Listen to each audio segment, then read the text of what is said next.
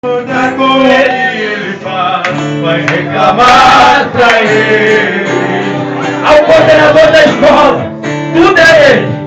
Chegou atrasado, não interessa, porque ele alavancou Gontébia, e Riba Cantorébia, Riba Cantorébia. Tinha que chegar às 6, vai chegar às 7, mas vai ser glorificado o nome dele, o nome dele. Agora é dele, tudo aqui é dele, o grande aqui é ele, e é tudo dele. É por ele, é pra ele, é com ele, é tudo dele. E liga na basura, babá.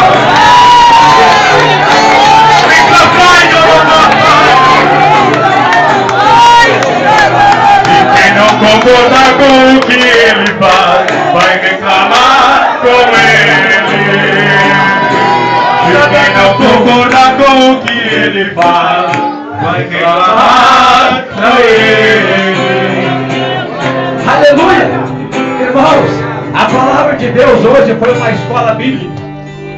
Eu louvo ao Senhor que o coordenador do ensino está aqui. Ele poderia estar lá e dizer: pastor, o senhor não cumpriu o horário. Mas ele sabe por que eu não comprei horário.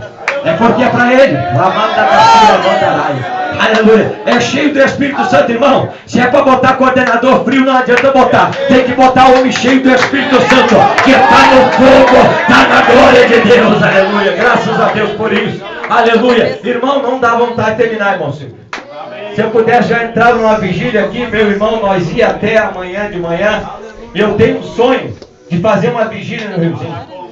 Irmão Silvio disse assim: mas os vizinhos vão escutar, aí vai dar muito barulho. Mas vou pedir para Deus botar um som pesado para glorificar o nome do Senhor. E Deus vai dormir, irmão.